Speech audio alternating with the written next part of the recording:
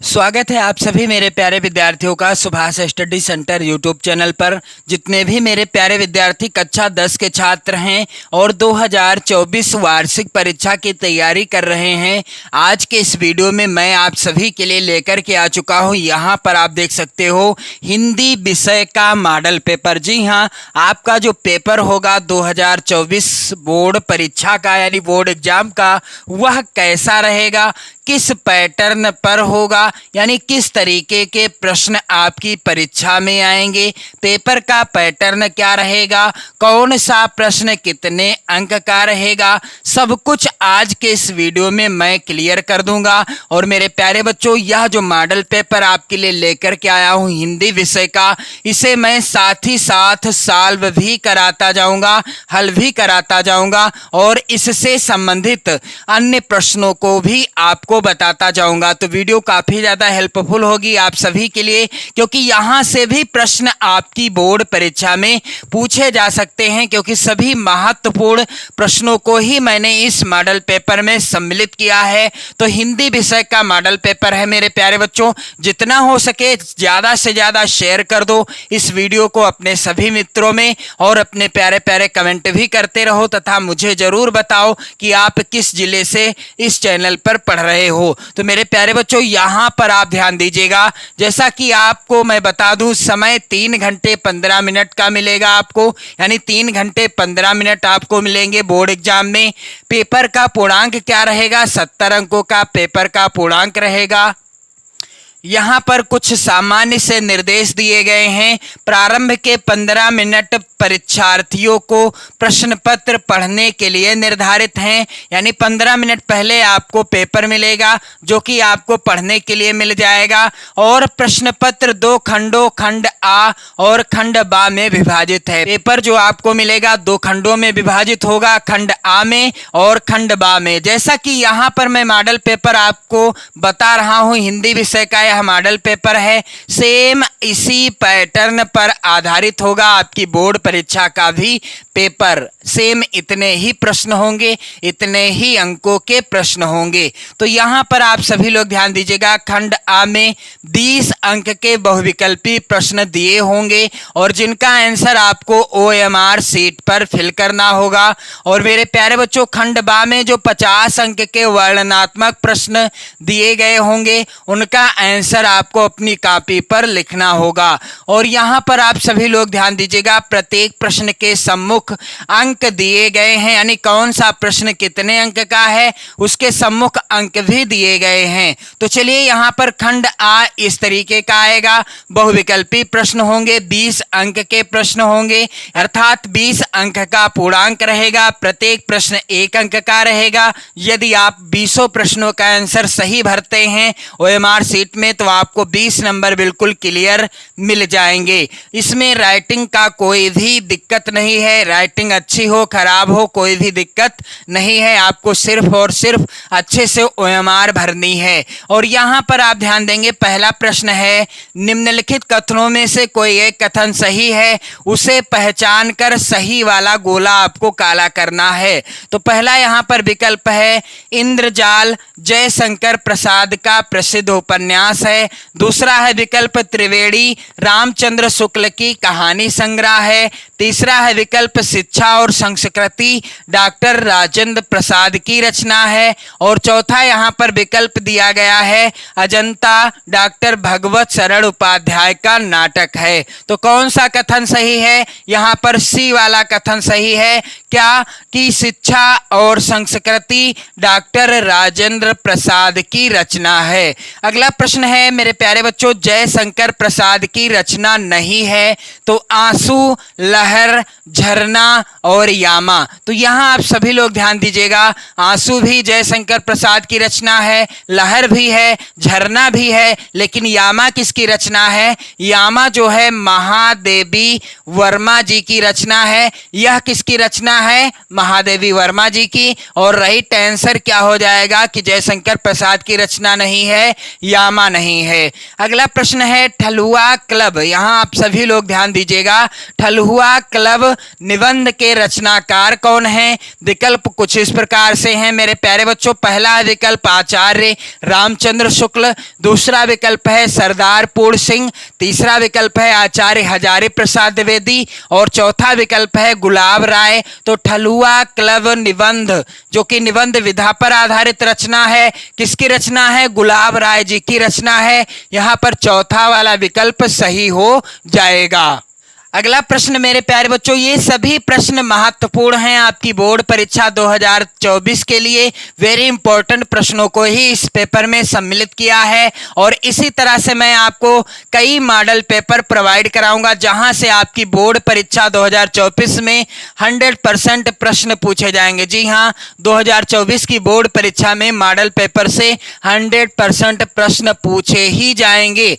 और मेरे प्यारे बच्चों, अगला प्रश्न है आवारा मसीहा किस विधा की रचना है? तो यहां पर आप सभी लोग ध्यान दीजिएगा, आवारा मसीहा जीवनी विधा पर आधारित रचना है। और यह किसकी रचना है? तो आप सभी लोग कमेंट करके बताइएगा कि आवारा मसीहा के रचनाकार कौन हैं। अगला प्रश्न है नीरजा के रचनाकार कौन हैं? तो यहाँ पर विकल्प हैं मैथिली शरण गुप्त, जयशंकर प्रसाद, महादेवी वर्मा और मुंशी प्रेमचंद। तो नीरजा किसकी रचना है? महादेवी वर्मा जी की रचना है।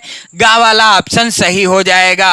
अगला प्रश्न मेरे प्यारे बच्चों, विनय पत्रिका किसकी रचना है? सूरदास जी की, कबीरदास जी की, मैथिली शरण गुप्त जी की या तुलसीदास जी की? तो विनय पत्रिका किसकी रचना है? गोस्वामी तुलसीदास जी की रचना है। और यदि प्रश्न आता है विनय पत्रिका की भाषा क्या है? तो विनय पत्रिका ब्रज भाषा में लिखित रचना है। और मेरे प्यारे बच्चों, अगला प्रश्न वेरी इंपॉर्टेंट है, आधुनिक युग की मीरा कहा जाता है किसे? पहला विकल्प है सुभद्रा कुमारी चौहान, दूसरा विकल्प है महादेवी वर्मा, तीसरा है कृष्णा सोबती, चौथा विकल्प है मीराबाई। तो आधुनिक युग की मीरा कहा जाता है किसको कहा जाता है? महादेवी वर्मा जी को कहा जाता है आधुनिक युग की मीरा। अगला प्रश्न है रानी केतकी की कहानी के रचनाकार कौन हैं? तो पहला है विकल्प मुंशी सदा सुखलाल, दूसरा विकल्प है मुंशी इंसाल्ला खां, तीसरा विकल्प है लल्लू लाल और चौथा है विकल्प इनमें से कोई नहीं। तो रानी केतकी की कहानी के रचनाकार कौन है मेरे प्यारे बच्चों? यहाँ आप सभी लोग ध्यान दीजिएगा, रानी केतकी की कहानी के रचनाकार हैं मुंशी इंसा अल्लाह खां जी। अगला प्रश्न है हे खग मृग हे मधुकर श्रेणी तुम देखी सीता मृग नयनी में कौन सा रस है? हास्य रस है, करुण रस है, धीर रस है या भयानक रस है? तो हे खग मृग हे मधुकर श्रेणी तुम देखी सीता मृग नयनी में कौन सा रस है मेरे प्यारे बच्चों?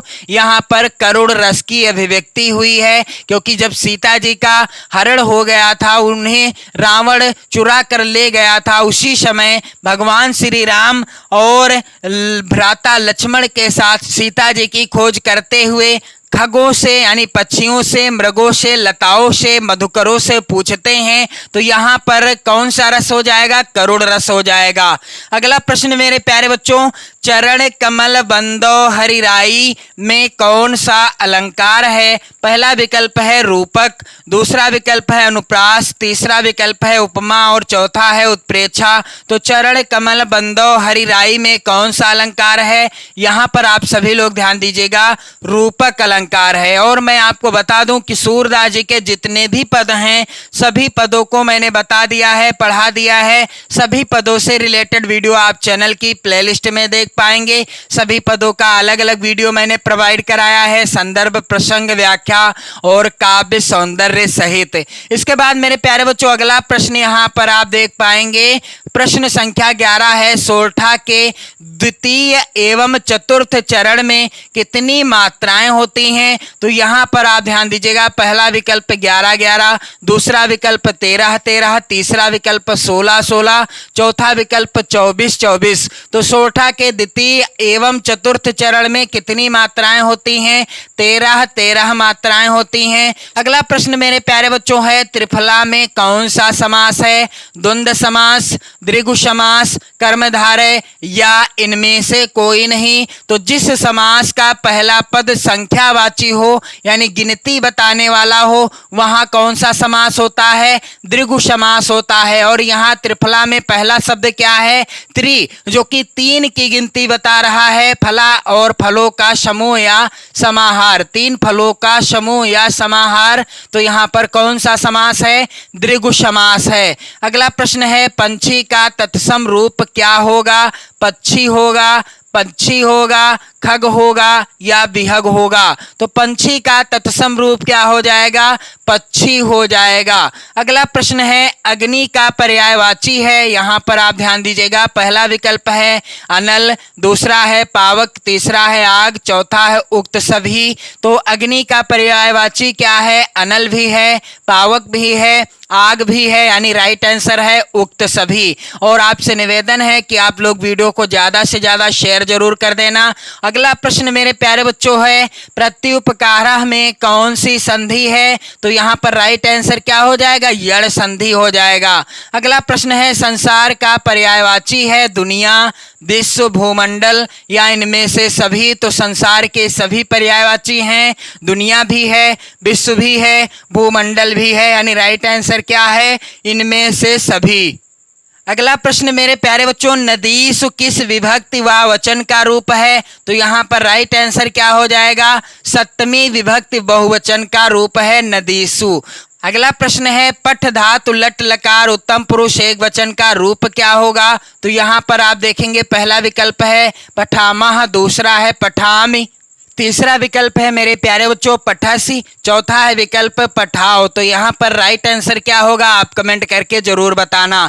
अगला प्रश्न है, इति प्लस अत्र की संधि क्या होगी? तो यहाँ पर आप सभी लोग ध्यान दीजिएगा, पहला विकल्प है इत्यत्र, दूसरा है इतित्र, तीसरा विकल्प है इत अत्र। तो राइट आंसर क्या हो जाएगा? इति प्लस अत्र की संधि क्या हो जाएगी? पहला ही ऑप्शन सही हो जाएगा। अगला प्रश्न है, हस धातु लोट लकार प्रथम पुरुष और एक वचन में रूप क्या होगा? तो यहाँ पर राइट आंसर है हसत हो जाएगा। फिर इसके बाद मेरे प्यारे बच्चों खंड बा जो आएगा वर्णनात्मक प्रश्नों पर आधारित, और यहाँ आप देखेंगे 50 अंक निर्धारित हैं। यहाँ से आपको अपनी बोर्ड परीक्षा की कॉपी पर लिखना होगा प्रश्नों का उत्तर। तो चलिए मैं आपको बता दूं किस तरीके के प्रश्न आएंगे और महत्वपूर्ण प्रश्न कौन से हैं मेरे प्यारे बच्चों। तो यहाँ पर पहला प्रश्न दिया गया है, निम्नलिखित गद्यांश पर आधारित 3 प्रश्नों का उत्तर दीजिए। तो यहाँ आप ध्यान दीजिएगा, 2 गद्यांश दिए गए हैं। कितने? 2 गद्यांश दिए गए हैं और दोनों गद्यांशों के नीचे 3-3 प्रश्न दिए गए हैं। आपको किसी एक गद्यांश के नीचे दिए गए 3 प्रश्नों का उत्तर देना होगा, जिसके लिए आपको कुल 6 नंबर मिलेंगे। तो गद्यांश काफी ज्यादा इंपॉर्टेंट हैं, आप इन गद्यांशों को जरूर पढ़ लेना। कुसंग का ज्वर सबसे भयानक होता है, यह केवल नीति और सद्वृत्ति का ही नाश नहीं करता बल्कि बुद्धि का भी क्षय करता है। और अथवा में जो गद्यांश है, तो मैं आपको बता दूं कि यह जो पहला गद्यांश है किस पाठ से है? मित्रता नामक पाठ से लिया गया है। लेखक हैं आचार्य रामचंद्र शुक्ल जी। कौन है लेखक मेरे प्यारे बच्चों? आचार्य रामचंद्र शुक्ल जी हैं इस पाठ के लेखक। और दूसरा जो गद्यांश है, चौसा के मुगल पठान युद्ध को बहुत दिन बीत गए हैं, तो यह जो है किस पाठ से लिया गया है? ममता शीर्षक पाठ से लिया गया है। लेखक हैं जय शंकर प्रसाद जी। मेरे प्यारे बच्चों, जय शंकर प्रसाद जी के द्वारा रचित है यह पाठ। और इसके बाद यहां आप ध्यान दीजिएगा, दूसरा प्रश्न आएगा, दिए गए पद्यांश पर आधारित 3 प्रश्नों का उत्तर दीजिए। तो यहां पर आप देख रहे हैं पहला पद्यांश है और पद्यांश के नीचे दिए गए हैं 3 प्रश्न, और अथवा में भी एक पद्यांश है, उस पद्यांश के भी नीचे 3 प्रश्न हैं। आपको किसी एक पद्यांश के नीचे दिए गए 3 प्रश्नों का उत्तर देना होगा, जिसके लिए आपको कुल 6 नंबर मिलेंगे। तो ऊधो मन न भये 10-20, यह किस पाठ से लिया गया है? पद शीर्षक पाठ से लिया गया है, और इसको मैं पढ़ा चुका हूं, इसकी सरल व्याख्या भी बता चुका हूं। यदि आप लिखना चाहते हो या अच्छे से समझना चाहते हो तो आप वीडियो को जरूर देख लेना। इसके बाद मेरे प्यारे बच्चों, अथवा में जो पद्यांश है, सच्चा प्रेम वही है जिसकी तृप्ति आत्मबल पर हो निर्भर, और त्याग बिना निष्प्राण प्रेम है, करो प्रेम पर प्राण निछावर। यह किस पाठ से लिया गया है? तो यह लिया गया है स्वदेश प्रेम शीर्षक पाठ से, और जिसके रचनाकार हैं राम नरेश त्रिपाठी जी। जी हाँ मेरे प्यारे बच्चों, राम नरेश त्रिपाठी जी के द्वारा रचित है शीर्षक पाठ स्वदेश प्रेम। और इसके बाद तीसरा प्रश्न है, दिए गए संस्कृत गद्यांश में से किसी एक का संदर्भ सहित हिंदी में अनुवाद कीजिए। तो संस्कृत के भी 2 गद्यांश आएंगे, आपको किसी एक गद्यांश का संदर्भ सहित हिंदी में अनुवाद करना होगा। तो पहला गद्यांश किस पाठ से है मेरे प्यारे बच्चों? आप सभी लोग ध्यान दीजिएगा, भारतीय संस्कृति। किस पाठ से? भारतीय संस्कृति शीर्षक पाठ से लिया गया है। और जो दूसरा गद्यांश है, वाराणसी सुविख्याता प्राचीना नगरी, यह किस पाठ से है? तो यह वाराणसी शीर्षक पाठ से लिया गया है। इसके बाद अथवा में यहाँ आप ध्यान दीजिएगा, दिए गए संस्कृत पद्यांशों में से किसी एक का संदर्भ सहित हिंदी में अनुवाद कीजिए। तो यहाँ पर 2 पद्यांश दिए गए हैं, आपको किसी एक का संदर्भ और हिंदी अनुवाद करना होगा। 5 नंबर यहाँ भी आपको मिलेंगे। तो मेरे प्यारे बच्चों, पहला है, अपदो दूरगामी चा साक्षरो नाचा पंडिता, अमुख स्फुट वक्ता चा योजनाति सह पंडिता। किस पाठ से है? यह लिया गया है प्रबुद्धो ग्रामीणा शीर्षक पाठ से। यह श्लोक पहला वाला किस पाठ से है? प्रबुद्धो ग्रामीणा शीर्षक पाठ से लिया गया है। और दूसरा श्लोक है, मानम हित्वा प्रियो भवति क्रोधम हित्वा न सोचति। यह किस पाठ से लिया गया है? इसका आप आंसर कमेंट करके बताएं। फिर इसके बाद प्रश्न संख्या 5 है, अपने पठित खंड काव्य के आधार पर निम्नलिखित प्रश्नों में से किसी एक का उत्तर दीजिए। तो यहाँ पर आप देखेंगे प्रत्येक खंड काव्य के 2-2 प्रश्न आए हुए हैं। आपके जिले में जो भी खंड काव्य निर्धारित है, आप अपने शिक्षकों से जानकारी प्राप्त कर लें और उसी खंड काव्य को तैयार कर लें, क्योंकि आपको उसी खंड काव्य के प्रश्नों को उत्तर देना होगा, यानी प्रश्नों का उत्तर देना होगा जो खंड काव्य आपके जिले के लिए निर्धारित हैं। तो यहाँ आप देख रहे हैं प्रत्येक खंड काव्य से 2-2 प्रश्न आए हैं। आप जब किसी एक प्रश्न का उत्तर दोगे तो आपको 3 नंबर मिल जाएंगे। इसके बाद मेरे प्यारे बच्चों, प्रश्न संख्या 6 का, दिए गए लेखकों में से किसी एक लेखक का जीवन परिचय लिखते हुए उनकी प्रमुख रचना का उल्लेख कीजिए। तो यहाँ पर आप ध्यान दीजिएगा, 3 लेखकों का नाम दिया गया है, तीनों ही वेरी इंपॉर्टेंट हैं 2024 की बोर्ड परीक्षा के लिए। आपको क्या करना होगा, यहाँ पर किसी एक लेखक का जीवन परिचय लिखना होगा और साथ ही उनकी प्रमुख रचना का नाम लिखना होगा, जिसके लिए आपको 5 नंबर मिलेंगे। और इसी तरह से दिए गए यानी 6 खा प्रश्न है, दिए गए कवियों में से किसी एक कवि का जीवन परिचय देते हुए उनकी एक प्रमुख रचना का उल्लेख कीजिए। तो यहाँ भी आप देखेंगे 3 कवियों का नाम दिया गया है। आपको किसी एक कवि का जीवन परिचय लिखना होगा और उनसे संबंधित एक रचना का नाम लिखना होगा, जिसके लिए यहाँ पर भी आपको 5 नंबर मिल जाएंगे। और प्रश्न संख्या 7 है, अपनी पाठ्य पुस्तक में से कंठस्थ कोई एक श्लोक लिखिए जो इस प्रश्न पत्र में ना आया हो, 2 नंबर आपको इसके लिए मिलेंगे।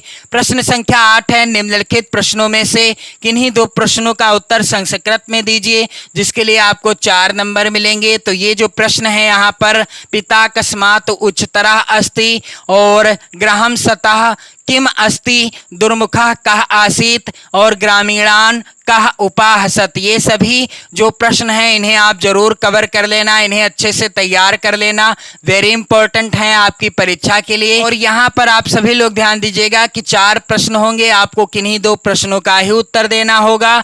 इसके बाद प्रश्न संख्या 9 है, यहाँ पर निम्नलिखित में से किसी एक विषय पर निबंध लिखिए। तो आपको किसी एक विषय पर निबंध लिखना होगा, जैसे उदाहरण के लिए पर्यावरण प्रदूषण, वन महोत्सव, साहित्य और समाज, भ्रष्टाचार समस्या और समाधान।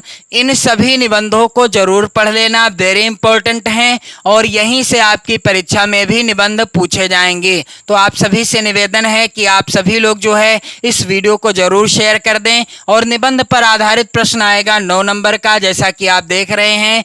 और वीडियो को शेयर कर दें, लाइक कर दें, अपने प्यारे प्यारे कमेंट भी करते रहें। इसी तरह से मैं आपको कई मॉडल पेपर प्रोवाइड करा दूंगा, तो आप मॉडल पेपर से ही अच्छा स्कोर कर पाओगे। तो पढ़ते रहें, मस्त रहें, स्वस्थ रहें। वीडियो को शेयर न करना ना भूलें, अपने प्यारे प्यारे कमेंट करना भी ना भूलें। पढ़ते रहें। जय हिंद।